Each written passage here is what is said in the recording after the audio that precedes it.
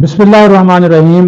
Viewers, आप M2M Urdu देख रहे हैं और जमहूर की आवाज़ प्रोग्राम है।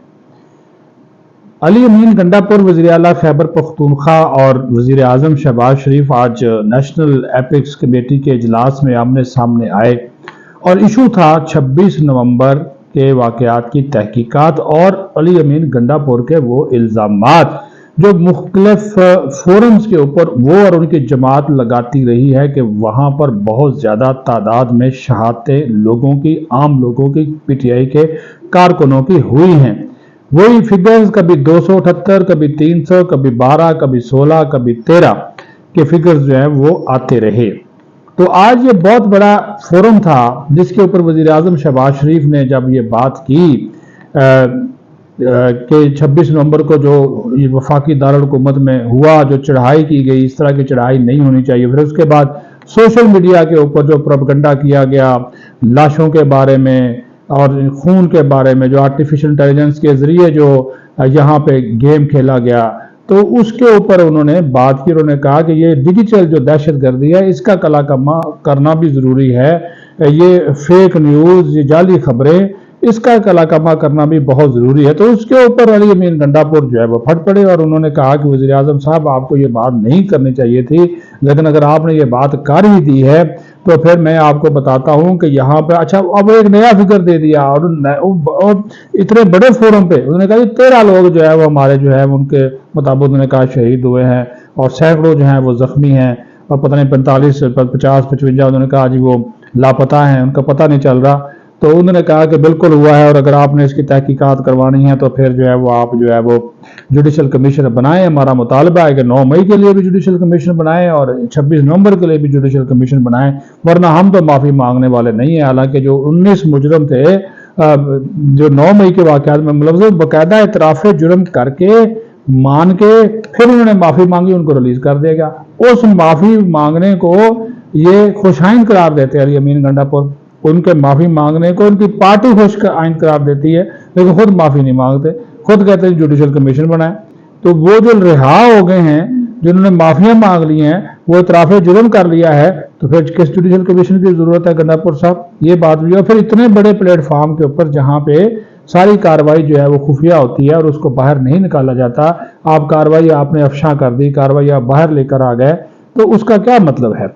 तो ये चीज़ें जो है वो नहीं होनी चाहिए, बिल्कुल नहीं होनी चाहिए। और ये खुदा ना खास्ता जब आप सलामती के मामलात एक कौमी सतह के प्लेटफॉर्म पे बैठ के डिस्कस करते हैं तो फिर उसमें ज़ातियात और सियासियात जो है वो उसको अलग करें, ये मत करें। तो ये जो इस वक्त एक सिचुएशन आपने क्रिएट की हुई है और इस वक्त आप वो एक लबादा है, वो असर इकबाल ने इसके रद्द में ठीक बोला। उन्होंने कहा जी अली अमीन गंडापुर 2 कश्तियों के सवार है, इनकी एक सियासी मजबूरी है, एक सरकारी मजबूरी है। उन्होंने कहा कि ये कुछ बयानात इनके सियासी होते हैं, कुछ सरकारी होते हैं जो इनको नहीं देने चाहिए, लेकिन वो गड़बड़ कर जाते हैं। तो ये आज नेशनल एपिक्स कमेटी के इजलास में हुआ, आमने सामने आए, वज़ीर आज़म ने भी फिर अच्छी खासी उनको सुना दी। Army chief general Syed Asim Munir सारी सूरत हाल में खामोश है। अलबत्ता नायब वज़ीर आज़म इसहाक डार ने यह बात कही, उन्होंने कहा कि गंडापुर साहब यहाँ पे ये बात करने का प्लेटफॉर्म नहीं है। वज़ीर आज़म ने एक जनरल बात की है और जो कुछ हुआ आप लोगों ने बताया, उस वक्त बेलारूस के सदर पाकिस्तान के दौरे पे थे, जो हालात आप लोगों ने क्रिएट किए उसके तनाज़ुर में बात की है। लेकिन अगर आप लाशों की बात करते हैं, जुडिशल कमीशन की बात करते हैं, तो मुज़ाकराती कमेटी बनी हुई है, तो आप उस मुज़ाकराती कमेटी में जो है वो अपना नुक्ता नज़र, अपना मतमा नज़र आप रख दें। तो उसमें तो ऐसी कोई बात नहीं कि आपको कोई जो है वो आपके ऊपर कोई पाबंदी है, तो आप वहाँ पे अपना नुक्ता नज़र रख दें।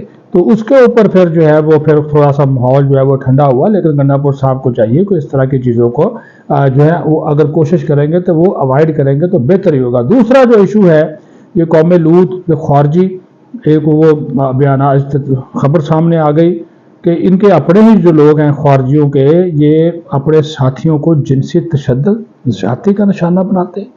और एक इनके साथी ने इस वजह के ऊपर खुदकशी की जो है वो कोशिश की है, वो उनकी वीडियो बनाते हैं, उनको ब्लैकमेल करते हैं और नाम इस्लाम का इस्तेमाल करते हैं। खुदा के लिए इस्लाम ऐसी तालीमात देता है, पूरा जिक्र है कौम लूत का कुरान पाक में, और आप वही काम कर रहे हैं।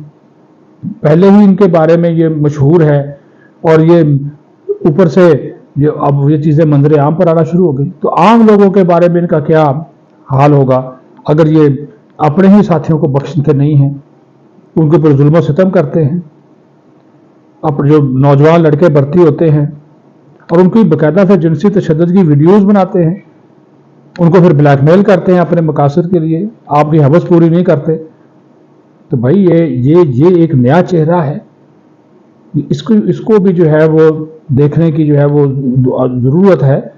اور پھر اسلام کو بدنام کرنا، نام اسلامی تعلیمات، مساجد میں گنے رکھنا، اسلحہ رکھنا، نام اسلام کا، یہ نا وہ پیسے کے لیے، فیم کے لیے یہ سارے کام کرتے ہیں۔ یہ بالکل الفاظ نہیں ہیں کہ کس طرح اس کو ڈسکرائب کریں۔ وہ سٹوری باقاعدہ طور پر آئی اور انہوں نے اس کو کہا کہ وہ بیچارہ جو ہے وہ اپنی کہانی بیان کرتا ہے، لڑکا جو جنسی تشدد کا شکار ہوا کہ مجھے بلیک میل کیا گیا، مارا گیا، وحشیانہ تشدد کیا گیا، ویڈیوز بنائی گئی، تو وہ خودکشی کر رہا ہے۔ یہ صورتحال ہے۔ اسلام کی تو یہ تعلیمات نہیں ہیں، تو پھر اس چیز کا سہارا مت لیں۔ یہ پیسہ آ گیا، اغوا برائے تباہ، جرائم پیشہ لوگ اور وہ خارجی بن گئے، کوئی طالبان بن گیا، کیا کریں؟ تو یہ دو ایشوز سے جو اس کے بارے میں نے کہا کہ آپ کے سامنے جو ہے اس کو ڈسکس کیا جائے، آپ کے سامنے رکھا جائے، کیونکہ دیکھیں ہمارا ملک ہے، ہم نے اس کو سنوارنا ہے۔ تمام سیاسی جماعتیں مل بیٹھ کے جس طرح وزیر اعظم نے بات کی ہے، ملک کے استحکام اور ترقی کے لیے کام کریں تاکہ سب کا اس میں فائدہ ہو۔ پاکستان زندہ باد۔